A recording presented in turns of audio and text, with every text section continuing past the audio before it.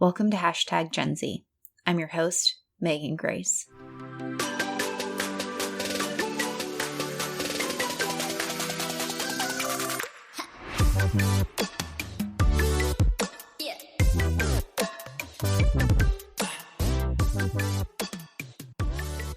Welcome back. This is episode 21 of Hashtag Gen Z. We're talking about one of my all-time favorite things to chat about, music. There's no doubt that music has changed significantly, even in just the last 15 to 20 years. As a proud millennial, I remember picking out my favorite CDs to take on road trips so I could listen to them on my Walkman. I remember the pride of buying my first iPod, but now we have the option to stream and download and listen to music on demand. So what is the music experience like for young people today? What are the trends in music? And what artists are young people listening to? Only a member of Generation Z could answer the world-famous question, what is cool with the kids these days? Karli Farrell is a junior at Indiana University studying business and French horn performance. She's passionate about music, both as an artist and a consumer. While she studies classical music for school, obviously, her music tastes are very diverse. I had the opportunity to meet Karli when I was speaking at IU earlier this fall and knew from the minute I met her that I had to spend some more time chatting with her, especially about music, so she could fill us in on music and Generation Z. Hi, we're Meg and Amy from The Meg and Amy Show. We're not only tech execs and big picture thinkers, we're also best friends. We're curious learners. And on this podcast, we're challenging the status quo and activating the future. And we're going to give advice about work and leadership, right, Meg? You know, we can't help ourselves. But this podcast is about exploring possibility, not being right. That sounds refreshing. For more, tune in to The Meg and Amy Show.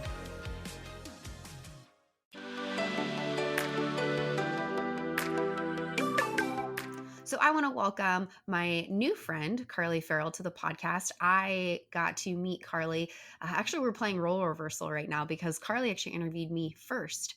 I was speaking at IU last month, and she was a member of Gen Z that got kind of roped into interviewing me for a series that they do to help some of their faculty members and instructors and administrators on campus. So really, she interviewed me first, and now I'm just following in her footsteps. But I got to know Karli a little bit and learn a little bit more about her experience, and she is here to talk to us about Gen Z and music. But I'm going to turn it over to Karli, say hello, and have her share a little bit about her story. So Karli, welcome. Hi, everyone. My name is Karli Farrell. I'm from Cincinnati, Ohio. I'm currently a junior at Indiana University studying French horn performance and business. So with that, I'm hoping to go into the orchestral management career field and explore the more business side of the music industry. So Karli, you are the quintessential, I always used to talk about this nebulous student that wanted to do, has a creative side, but also wants to learn business and is doing both. I always say, how do students that are dancers and are going to do things in the dance school, but then also want to know, how do I manage a dance studio? I need to take entrepreneurship classes, or I need to take business classes. You are here. You are my real life example. Welcome. So what inspired your interest in music, and really how did you get to this point of deciding, this is the journey I'm going to take in my career and how I'm going to study in college? Sure. I always loved music and entertaining from such a young age. I was always that kid at family functions, at weddings, what have you, that was entertaining everyone. I fed off of the positive energy there. I loved to make people smile and to make people feel things. So that was me as a young one. And then when I was 10, I started playing the trumpet. So that was my first musical instrument. And I played that for a few years, just in school band and jazz band. And then when I got to high school, my freshman year, I switched to the French horn. And it's been such an important facet of my life. Ever since making that switch, I fell in love with music at a much deeper level. After switching to the French horn, it's a gorgeous instrument. It's really difficult, and I just fell in love with performing after that. And yeah, I was a member of the Cincinnati Symphony Youth Orchestra for 3 years, and I began taking private lessons. And obviously now I'm here at one of the top tier public music schools in the U.S. and I love performing. It's definitely changed my life for the better. It takes a lot of work to be a musician, and I think it has helped me in other aspects of my life, having always a goal to work towards as a musician. You're never bored if you play a musical instrument. Yeah, there's always something to learn, whether it's a new song or a new skill or something. Just curiosity, because I come from a musical family, like my mom's side of the family all played piano and multiple instruments, and I'm like the black sheep. I was like, that was fun. I'm going to go outside and play a sport. Like, did you come from a musical family, or was this just something you found on your own? Because I'm always curious about how musicians kind of get their start and find their inspiration, because truly, like, some people start at such a young age, and I'm always interested in that inspiration. I am the only musician in my family, but we all appreciate music so much. I grew up listening to recordings of the Ohio State University marching band. My dad went to OSU for his undergrad, and he always loved listening to the marching band. That was one of his highlights when he went to football games. And he was really my inspiration, just listening to those recordings as a child. I loved the trumpet. I think that's why I chose it as my first instrument. So I'm the only one that performs in my family, but we all love music. We're all listening to music, different genres, very appreciative of the music industry, especially with what I'm doing now. I've had the opportunity to teach my parents a lot about the music industry just from the different internships I've had. And, being here at the Jacob School of Music, they have the opportunity to come up here and see all of the different performances that we have here. And so I do come from a musical family in a sense. They're just not performers of music. That makes me feel better. I now have the language to go back to my family and be like, I'm not a performer, but I am a music appreciator and I fit in this musical family. So thank you for that. Much You're appreciated. welcome. So let's kind of start talking. Thanks. Making me feel better. Sometimes I get validated by this podcast. So let's start talking about this overlay of, you're a musician, you're a trained musician, you're going to go into this career, but at the same time, you're a member of Generation Z. And like I said, you're kind of this perfect example of how I've always said that there's this creative side to Gen Z, but they also want this academic training in other fields and merging all that together. And I think that you're going to be able to give us a great perspective on this. And so, me, I apply a little bit of a historical lens to a lot of the things that I do, because I like to look at the evolution of society and how that's kind of influenced how humans behave through it. And I am, as I said, a musical appreciator. And so when I've been doing my research on how things have evolved, I've looked at how different generations have interacted with music. And I think that the general society is able to do that. So each generation's kind of had their era of music that was unique to their cohort. If you could describe Generation Z, what is unique to Generation Z's cohort when it comes to music? Yeah, I would say that hip hop is probably the most prominent genre for Generation Z, just because there are so many types of hip hop.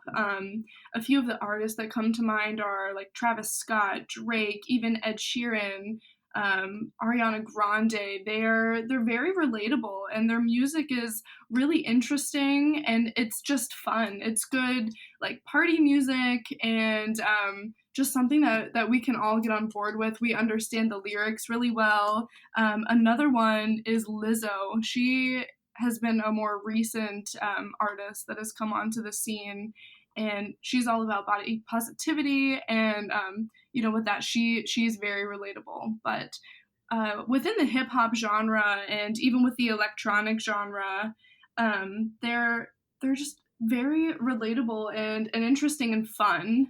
And I think that's why Generation Z appreciates the hip hop genre so much, because there's a lot of variety within it. But yeah, I think hip hop is definitely the top genre that comes to mind. So that's so interesting, because hip hop, didn't get its roots with Gen Z, but I think it's definitely had a unique evolution. And I think you brought up this interesting point of the relatability of them, like what they're saying in their songs. And the sound is in some ways different, because I was listening to Ed Sheeran when he first came out. God, what would have been 2014? And he was just like a ginger with a guitar. And now he's merging and collaborating with these people that if you would have said like Ed Sheeran's going to be, working with some hip hop artists, I'm like, what? Okay. If you would have told me that then. And I think that he's done a good job of genre crossing, if you will, of like hopping into new places, and really, but his message stays the same. And you could apply the same lens to Lizzo. Big fan of the Spiritual Church of Lizzo.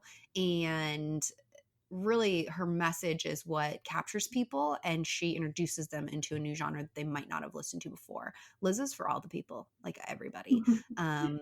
But would you say that there's this element for Generation Z of the kind of what is being said in the song is more important than necessarily the sound of the song? Yeah, I think that the tempo, the sort of beat is it's pretty across the board for hip hop. I mean, you obviously have your R&B that's more relaxed, and then you have your upbeat, your like hardcore rap, like gangster rap.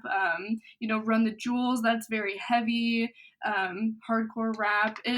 There's always a different sort of niche genre of hip hop, that you can listen to whatever mood you're in. But I do think that the lyrics, especially just with the political climate, the social climate that we are certainly within right now in the US, the lyrics are really important to us. And also the artists themselves, what they stand for. With social media, we have the opportunity to see what they're doing in their personal lives. They have the ability to influence us, and that's certainly what makes these artists popular and this music popular is they're really relatable. We can hear, we know what they're doing pretty much consistently. They're all really relevant with social media, and they're all definitely social media influencers as well as musicians. And I think that especially with how prominent social media is in our generation, we like to see what they're doing, outside of the studio. Yeah, I think that's such a good point that we have to bring into social media as an aspect of being a music consumer now too.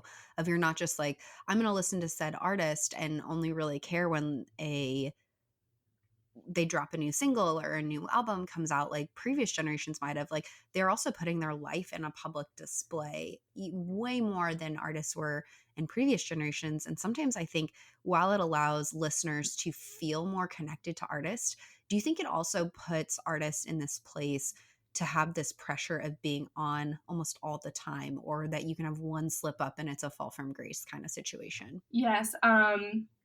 Yeah, I think social media it's very public, and obviously these artists have a choice of what they put out on social media when they are in interviews. What they say is it's honestly up to them. They have the choice there to keep what's private, and I think that we need to be able to respect that. And I think that we do. We definitely do respect that, but we want to know who they are as people. We don't want to support someone's music that is if they're a bad person. I don't want to listen to or support an artist if even if their music is incredible, if they are supporting the wrong companies, or if they're just bad people in general. That's not something that we as a generation are interested in. We kind of want the whole package. We're selfish in that way. We want the whole thing. But I think that that's also in some ways, while it can seem stressful to the people that live their life in a public space, that in some ways the public is becoming critical but also demanding integrity. You could say that listeners want you to be authentic and true to who you are, but also live by your values. And so I see that as such a beautiful kind of, like, it's a fine line and a fine balance, but really interesting. I just always think about if when I was growing up, the artists that I listened to had social media, and obviously a lot of them do. Like I mostly like binged my life on Britney Spears and NSYNC and Destiny's Child. That was what happened to Beyonce before she was Beyonce on her own, by the way. And for all of our young listeners that did not know that there was a girl group that Beyonce was a part of, those were the things that I always wonder what it would have been like if NSYNC collectively as a group had like an Instagram. When I was growing up, and what that would have been like, because like we just got, what was in the magazines, we got maybe what we could search online in the early days of the internet, and then really just this is when the next NSYNC CD is coming out. And I was like, I got to save my allowance. I got to be at the store early that day. It's going to be mayhem. And then there's people like Britney Spears, who is online and her Instagram is like, God, I've wanted these details about Britney Spears' life my whole entire life, and now I have them, and it's magical. So it's been interesting to grow up from my side of the things with the generation of artists that I followed. But let's talk about less about artists and more about just the listening experience, because we can take that same historical lens about kind of tracing how people have listened to music over time. Like people in the early 20th century had, radio, like those massive units in their living room. And then that turned into records, and it turned into cassettes, and then CDs and MP3s and whatnot. But what is the listening experience like for Generation Z today? Walk me through, if you are engaging in like a really nice, deep musical experience, what is that like? Sure. So I think the two biggest platforms just for listening to music in general with Generation Z are Spotify and Apple Music. Those are the two that definitely come to mind, especially being a student. I know that I don't know too much about Apple Music because that's not the platform that I use. I use Spotify daily, sometimes for hours a day. I'm constantly listening to music. And Spotify has this wonderful student discount.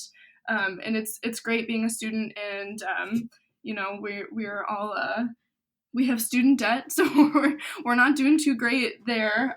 So really any discount helps, and I think Spotify is also super user friendly, and I've heard that Apple Music is as well. And what's wonderful about both of these platforms is that you can literally listen to anything you ever wanted to listen to, or anything that me as a music student what I need to listen to for my courses, just learning new French horn solo repertoire. There are a lot of really interesting, uncommon works for French horn that I'm interested in. And, some of those aren't even on YouTube, interestingly enough. But a few famous horn professionals, they'll record albums and then they'll put them on Spotify just to sort of get themselves out there. And so that's been really helpful being a music student. And I think Spotify is also really great. Not only are we able to listen to music on Spotify, but they have podcasts, audiobooks, white noise. So it's really everything you ever wanted to listen to, all just on one very easily accessible platform. And so, yeah, Spotify is what I use. I know a lot of my peers use it as well. And it's really not too expensive. It's perfect, and anything that you want it's on there. I too am very pro Spotify, like obsessive about Spotify. And I try to think back to my life before Spotify. And I don't like that. But it's honestly magical. Like before I got on this conversation with you, I was listening to like Elton John's discography. And you think back to like when Elton John emerged as an artist, if you wanted to listen to like more than one of his songs at a time, you was either like you had to buy an album or multiple albums. And it's like now I can listen to all eras of Elton John whenever I feel like it. And I think that's an elevated music listening experience. But I always laugh because like my parents will still listen to like things on a CD, or they've asked multiple times if I would teach them how to use Spotify, and I do, and they forget it. And it's just like a futile effort. I love them, but we're going to keep them on CDs for a while. And yeah, it's crazy how we are able to take our music and take our listening experience everywhere, and how that, like, in some ways, like I feel like if I'm walking down the street listening to my music, like I'm in a music video, everyone. And the mobile nature of music is, I think, changing and connecting it. But wouldn't you say that some aspect of the mobile nature of Spotify and these streaming platforms is that they're also a little bit social too, because you can share, what you're listening to. People can kind of follow even some of your playlist, or you can collaborate on playlists, or I just feel like the shareability of the listening experience is also increased with Spotify. Yeah, What do you think? I would say that it's a very social thing. I'm frequently sharing like what song am I listening to right now, just like on my Instagram story. I listen to a lot of really interesting music, lots of down tempo music as well as classical music. So I listen to a lot of like James Blake and Still Woozy and Electric Guests and different artists that maybe other people just don't know too much about. They're sort of up and coming, and so I'm always sharing my musical interests on Instagram for the most part. But it is very social, and especially being a music student, I'm constantly talking about music, thinking about music. there's the classical, more orchestral side of the Jacobs School of Music, and we're all very focused on our instrument, but also just as a whole, we all love music so much, whether it be classical music, hip hop, whatever genre you're interested in. There's always just a conversation, a dialogue to be had about music in general and the emotions behind it. And I think that's a really beautiful thing that Spotify gives us the opportunity to share our interests, what we're listening to, and yeah, definitely to create playlists for our different moods. And yeah, Spotify is great. I love Spotify. I will always pay for Spotify. If you're listening, Spotify, you've got me for life. So we've kind of touched on what is popular with Gen Z listeners right now. But if we're talking about the Karli Farrell suggestions of artists, who are some of your favorites right now and why? And I'm sure this list could go on forever. So maybe just give us your top 3 that you're jamming out to. Sure. Yeah, so like I said, I listen to a lot of down tempo music. It's sort of a new emerging genre. It's really chill music, but still a little bit upbeat. It's something that I personally can really vibe to. So I would say my top 3 right now are James Blake, Still Woozy, and Electric Guest. And I'm actually going to see Electric Guest live in concert in February up in Chicago. Really excited for that. Yeah, so upbeat, but not too upbeat. Really interesting. Something I could honestly listen to if I was doing anything, walking in between classes or walking to work, coming back home after a long day. Just something that, I could unwind to if I wanted to, or, even to listen to while I'm doing homework. Just something that I could either, really be focused on and listening to, or background music even. Just really vibey music. I'm loving it. Yeah. I'm going to have to check them out because I've quite literally never heard of them. And that is what I've been told is the turning point when you become old, is when the music of young people, you're no longer at the forefront of the conversation. You are the recipient of understanding what is cool. And so I'm going to go look it up. And everybody, this is the notice to the public. I'm old now. I used to be the person like, have you heard of this new artist? Now I got to learn it from other people.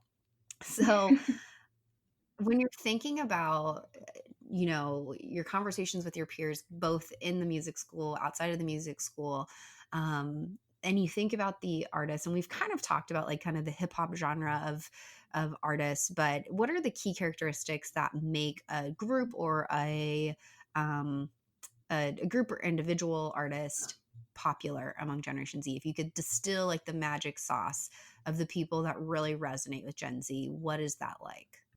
Sure. Yeah, I think my conversations with people outside of the music school about what makes a artist popular, why do we as Gen Z like this specific artist so much?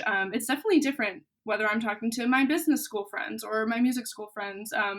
And I think in just with the general public, what makes them popular is their social media presence, which we touched on a little bit, how relatable they are. Like, for example, Lizzo, she's all about body positivity, love yourself, be yourself, and that's really relatable.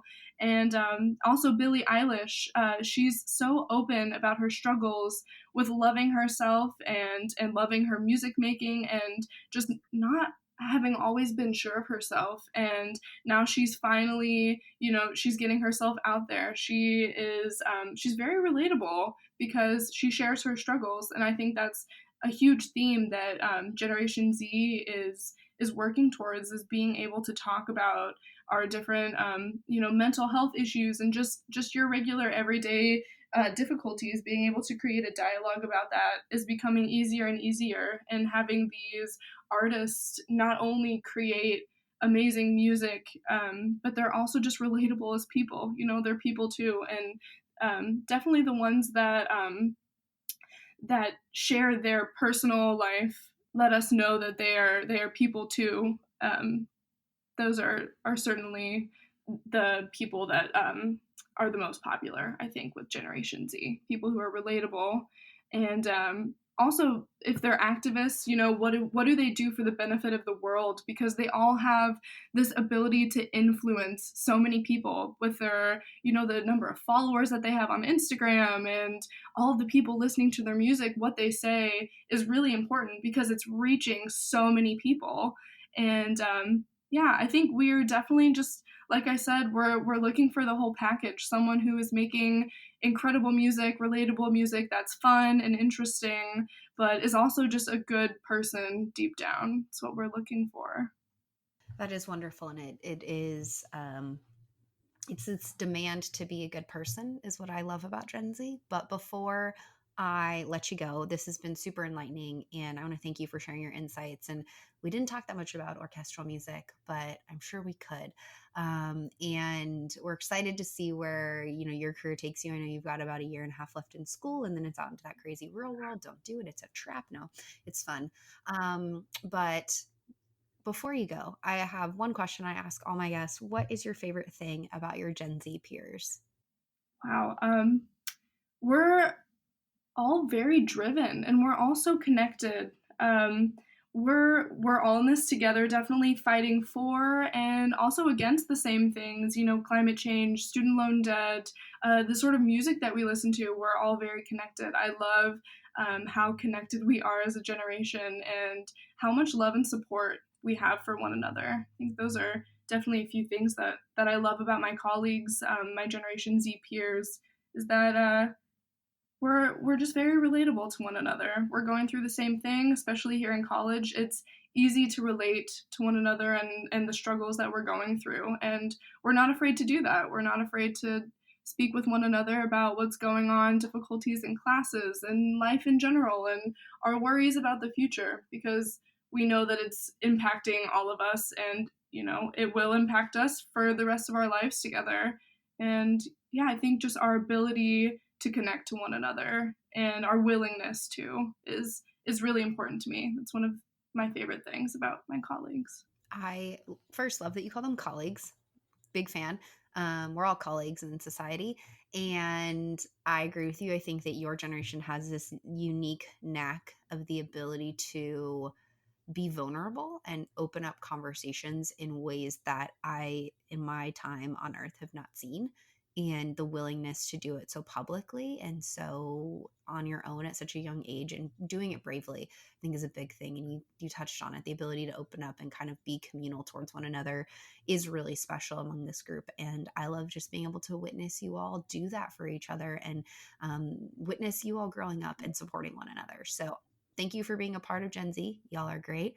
But a bigger thank you for being here today, Karli. I know you've got a lot of other stuff you could be doing, but sharing your insights on music, the music industry, and what's cool with the kids is always appreciated. So thank you so much. Thank you.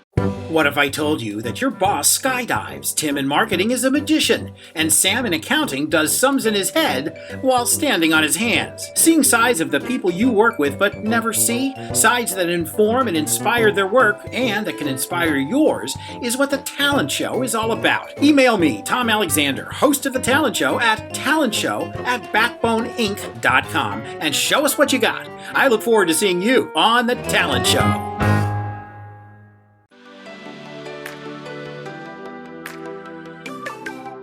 One of the most amazing things about music is its ability to connect people in the human experience. And for Generation Z, they have their own ways of listening and artists that they love that connect them to one another and those in other generations. I want to thank Karli for spending time chatting about music and giving us a little more insight on what is popular and what matters to Generation Z. And I want to thank you for tuning into this episode and taking a break from your normal playlist or radio station. If you enjoyed this episode, don't forget to rate, review, and subscribe wherever you listen to your podcasts. We only have one more episode of season 2, and you certainly don't want to miss it. And your feedback's important to me to improve the show and for others to find the show. Speaking of feedback, I'm already starting to brainstorm and dream about season 3, but this is a podcast that explores the topics and interests of my listeners. So if you know of a member of Generation Z or have a topic you think I need to speak more about, head over to my website, meganmgrace.com, or you can find me on social media to let me know. I'm on Instagram, Twitter, and LinkedIn. Thanks again for hanging out. Let's continue this conversation. We'll chat soon.